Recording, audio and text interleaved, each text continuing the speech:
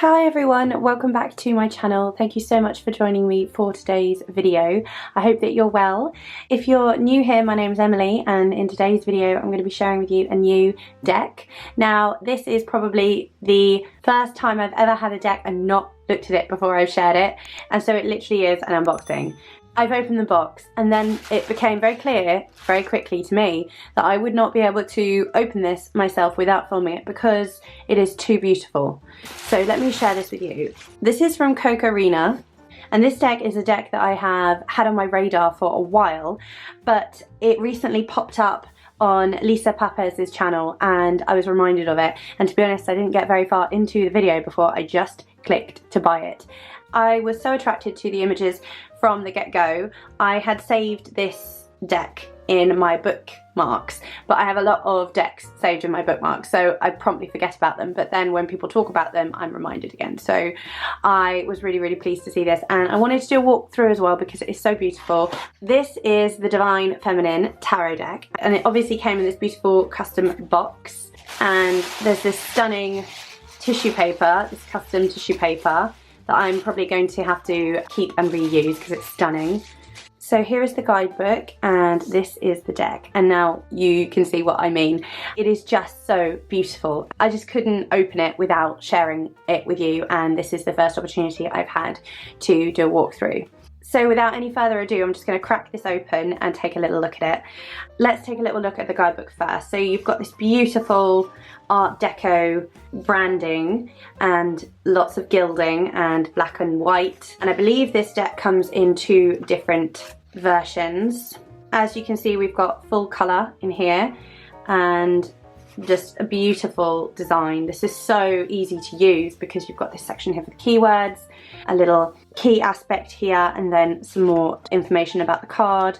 I just fell in love with the illustration for this deck, to be honest. It is pretty much everything that I adore about tarot decks, like the illustration. It's just so stunning, and the attention to detail is just incredible. I know that Cocorrina also has a beautiful rune deck, which I think Lisa has also featured on her channel, and that is stunning as well. I will link this deck below and you can take a look at the website anyway, but I just think this is so beautiful.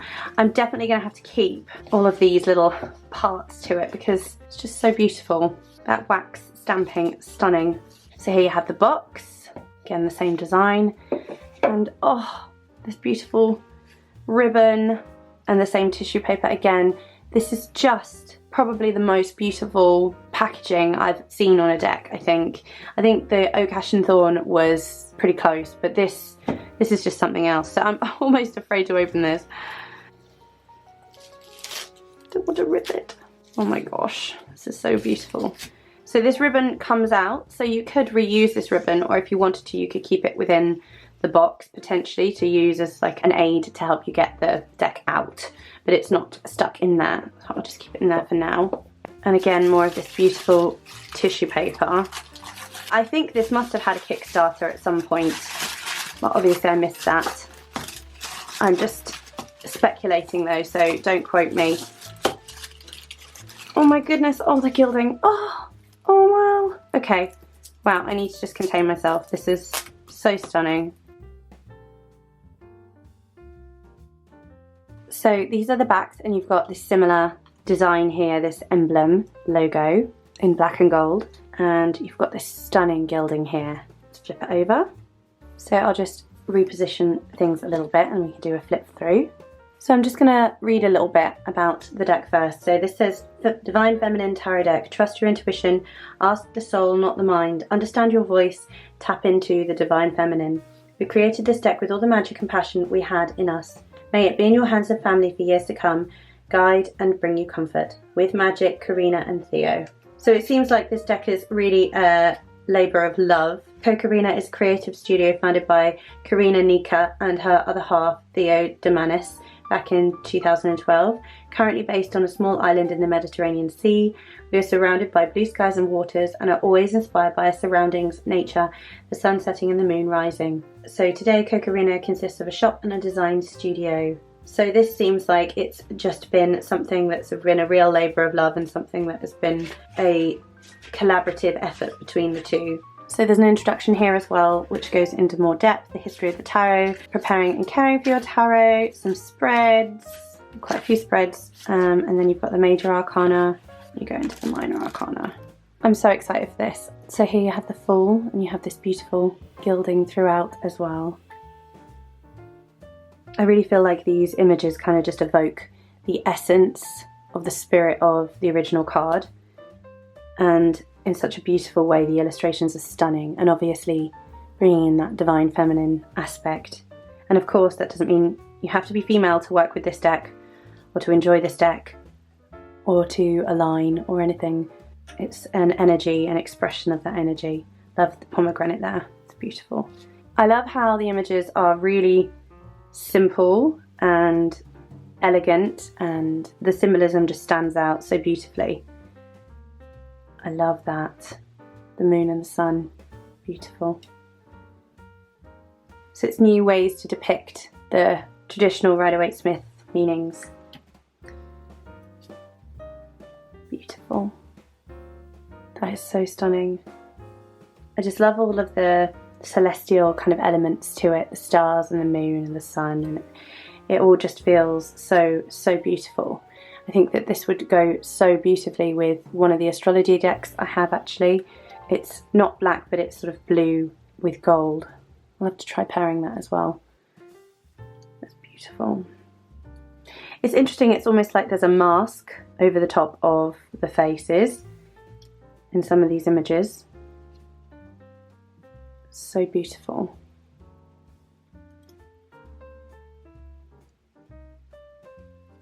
The devil. I really like that depiction because it almost shows the different ways that we can be tempted, or the ways that we can succumb and feel disempowered. And that's just stunning as well. Most reminds me of like a fall from grace. This card is stuck, hang on. The star was stuck. This, I think, is one of my favourite cards. The star is often one of my favourite cards, but this, I just... so stunning. I think this deck definitely, it's a lot about the aesthetics, isn't it? And for me, it's quite clear that it's one of the main reasons I picked it up. But I do like the way that the messages easily translate, and for that it feels very kind of simple. But it's really not when you look at the beauty and the detail in the illustrations. I just love that mother with her baby. Judgment. That's really beautiful.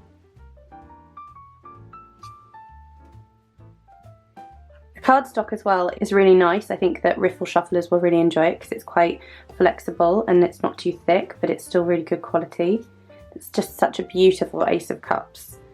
It perfectly evokes the energy of the Ace of Cups. And a stunning Two of Cups. I just love that mermaid energy. I think this is quite witchy as well. It does make me think of sort of the triple goddess and almost Greco-Roman goddesses as well. Kind of evokes that sort of energy for me. I find this card quite comic. Comic is the wrong word. It's sort of whimsical, I think, in its nature. So it's not all really serious. There's a lot of beauty here though. So much beauty. And it's very modern as well. I love the sort of monochromatic aspect to it. These kind of sepia tones and black backgrounds, the gilding.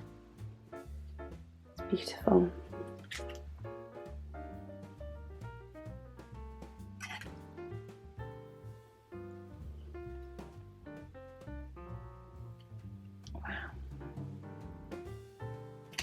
I think you can really feel the energy and the movement, the vibrancy in the images.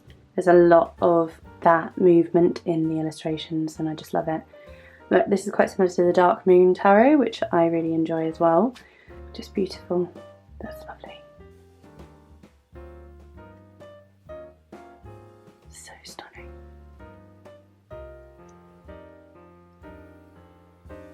Got a bit of shine there actually as well. So they're not glossy, I'd say they're sort of satin.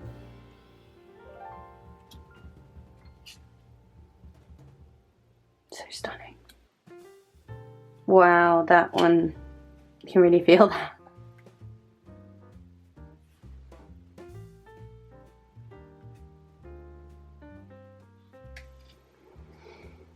There is a sort of pippish nature to some of these cards, but because you've got the central figure, they are definitely not pips. They are, I think, illustrated minors. You have that context there. But definitely looking at the shapes of the swords, the pentacles, the cups and the wands will definitely help to inform anyone who's looking to work with pips, I think, for the first time.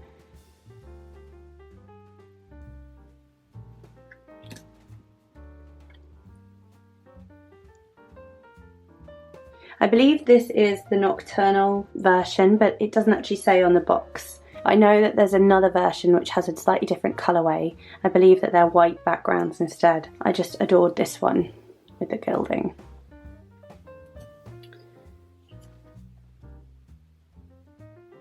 So beautiful.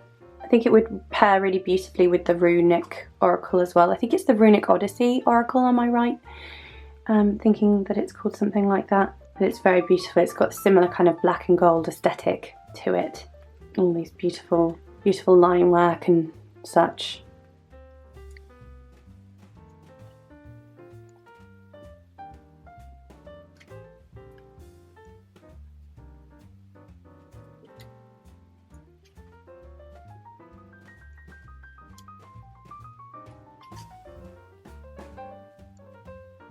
Wow, I love that.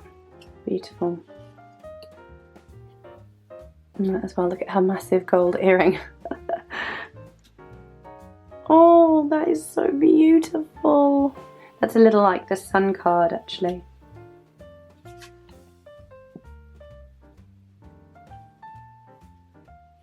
There we have a little witch. Our Knight of Pentacles is a witch. I knew this was witchy. It has witchy vibes. Totally witchy vibes. I also think that anyone who works with Hecate or any goddesses that are part of the Greek or Roman pantheon would enjoy this deck. I think it lends itself really nicely.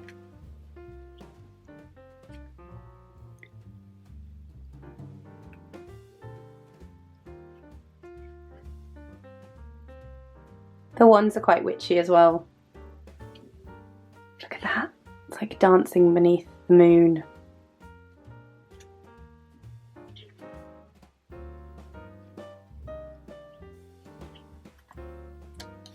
Some of these cards are stuck together a little bit, but that happens quite frequently with the gilding.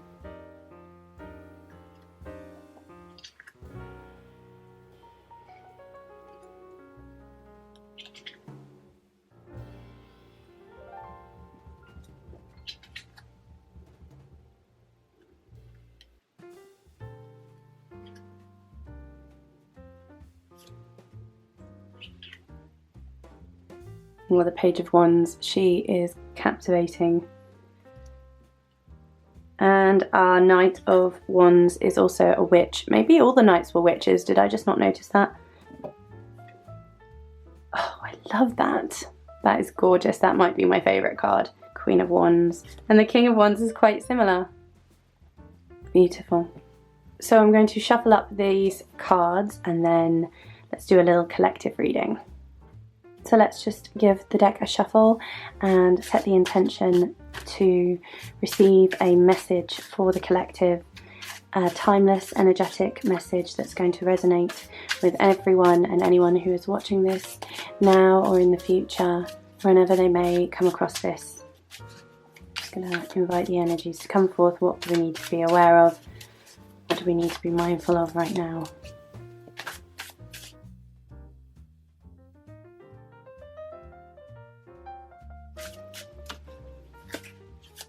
Oh.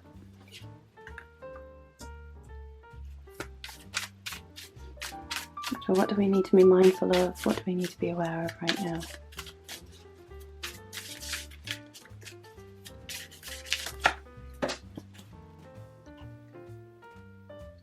Okay.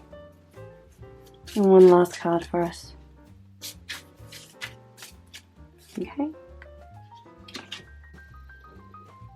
So right away, the first thing I notice is that we have so much creative energy here. We have 2 Wands cards and we have the Magician in the center as well, which really makes me feel like this is all about manifestation and forging forward, creating new projects. Perhaps it's new ventures, new things that we have planned, set in motion, and that we're preparing to sort of launch into. Perhaps it's a new job, perhaps it is a new project, a new artistic endeavor, a new class we're taking that we're passionate about. Perhaps it's some magic that we're making, literally. Whatever it may be for you, because it will be different for each person. It could be relevant for your career, your home life, it could be relevant for your relationship, but it is in the realms of making things happen. It is about creativity and manifesting your desire, and it's within an area that you're passionate around. So whatever that is for you, that's what this is most likely speaking to. The first card to come out is the Three of Wands, and it came out reversed, and I do read reversals in the sense that I like to be able to look at the opportunities where we can see why this energy may be blocked and what we might be able to do to open some doors and shift, make some changes, shift some energy, any stagnancy. Traditionally, the Three of Wands is all about, you know, opening up to those possibilities and really getting moving with the goals and the things that we've set out for ourselves, those aims and those exciting projects. And it's really a time when things are underway, things are actually starting to manifest and feel really magical and powerful and potent. And it's a really expansive card. And if I turn this around, you can see the power that she has there. So there's strength in this structure, this triangular structure here that she has, and the stars are all aligned, as it were. She's holding on to one of these wands, and she looks very empowered, very ready to progress. You know, things are really starting to manifest, and we're seeing some of our efforts come into fruition. But if this card is reversed, we could be looking at some ways in which our energy is blocked. Perhaps things are becoming stagnant, or perhaps we are trying to go about something in a way that is outdated, or perhaps not suited to whatever it is that we are working towards or for. And perhaps what this card is speaking to as well is potentially conflicts within the area that we are working on. So if this is, say, a project at work and there is some tension coming up with colleagues, that could be one of the things that is holding you back here. That could be one of the blockages that we have here going on, because there is this tension. With the 3 and the 5, I feel like both of these energies do kind of involve other parties. There's like a conflict or a necessary kind of balance needed. So it's either a team that's not functioning properly, or the project has some bumps in the road and therefore things get pushed off track, or something isn't going exactly the way it was originally intended to go. And perhaps that means that it's time to go back to the drawing board, you know, our magician's table, and look at the things that we can do to make some magic again, and to really feel inspired again about what it is that we're creating. Another thing that this could be speaking to is a kind of inertia, and that's an energy that I've really been feeling a lot within my local community as well as the online community. I feel like there's this sort of withdrawal from a lot of things because of some of the very intense issues that we've dealt with over the past year. There is almost a feeling of settling back. So perhaps this is someone who's come to a point where they feel kind of tired. I know that might not be a traditional kind of way to interpret this, but when I see this person, I feel like they are empowered if it was upright, but so being reversed, it feels like potentially they are disempowered and they feel like their power has been taken away from them, the power that actually is theirs. And it's part of this reading to show you and remind you, if that feels relevant to you, if it feels like it speaks to you, that you actually do have the power, that you were born with everything you need to create whatever it is that you want. And perhaps it is to do with the ways in which you are communicating and working with others, because this card really does speak to the ways in which conflicts can happen, either within the workplace or with friends, with partners, with loved ones, with family. So whatever it is that you're working towards or hoping to manifest, you know, it could be any number of things, but whatever it is that you're working towards, perhaps there's some blockage. Perhaps the blockage here is actually caused by a conflict that is happening externally as well. So it's looking at the different areas. It's looking at all of the variables and the moving parts of your project and considering where things may not be working so well for you.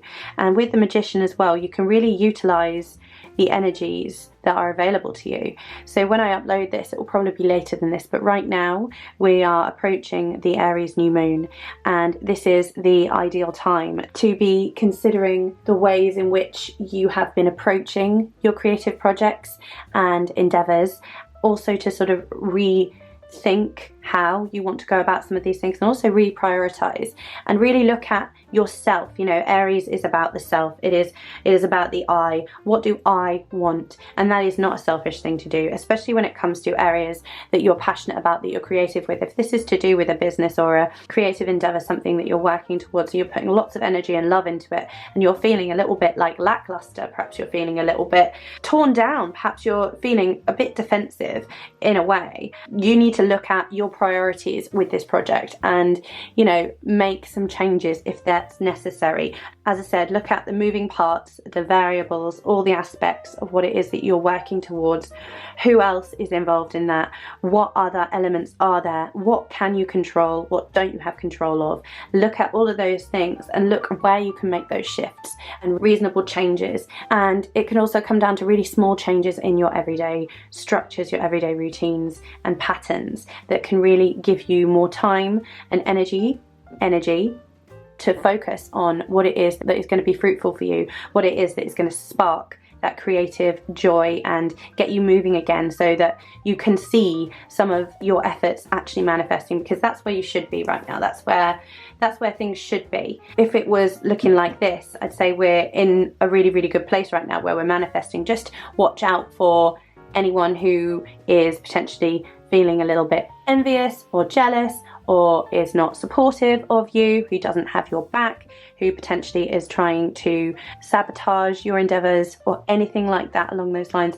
But because this card is reversed, it really does make me feel like there is an element here of resistance coming from within ourselves as well. So it's not just the external, it's the internal as well. And that's why I feel like the Aries energy is really perfect energy to work with, to, you know, get back into the magician, the archetype of the magician, and step back into that role, really empower ourselves, because that's what this figure feels like it's all about for me. It is in an empowered space where things are manifesting and things are feeling exciting and really juicy. This is a really juicy place to be, and it's around this place where we can sort of find ourselves getting tripped up by others, or even well-meaning people in our lives who can say certain things which can trip us up or put us off.